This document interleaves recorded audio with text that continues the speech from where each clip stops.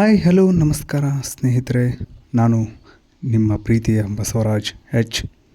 ಸ್ನೇಹಿತರೆ, ನಮ್ಮ ಗ್ರಾಮದ ಜನರ ಧ್ವನಿಯಾಗಿ ನಿಮ್ಮ ಮುಂದೆ ಬಂದಿದ್ದೇನೆ. ಸ್ನೇಹಿತರೆ, ನಮ್ಮ ಗ್ರಾಮದಲ್ಲಿ ಕುಡಿಯುವ ನೀರು, ರಸ್ತೆ, ಚರಂಡಿ, ಬೀದಿ ದೀಪ, ಶಾಲೆ, ಆರೋಗ್ಯ, ರೇಷನ್ ಸೇರಿದಂತೆ ಹಲವು ಸಮಸ್ಯೆಗಳಿವೆ. ಈ ಸಮಸ್ಯೆಗಳನ್ನು ಸಂಬಂಧಪಟ್ಟ ಅಧಿಕಾರಿಗಳು ಮತ್ತು ಜನಪ್ರತಿನಿಧಿಗಳ ಗಮನಕ್ಕೆ ತಂದು ಪರಿಹಾರ ದೊರಕಿಸುವುದು ನಮ್ಮ ಉದ್ದೇಶ. ಸ್ನೇಹಿತರೆ, ನಾವು ಯಾರ ವಿರುದ್ಧವೂ ಅಲ್ಲ. ನಮ್ಮ ಗುರಿ ಒಂದೇ: ನಮ್ಮ ಗ್ರಾಮದ ಅಭಿವೃದ್ಧಿ ಮತ್ತು ಜನರ ಒಳಿತು.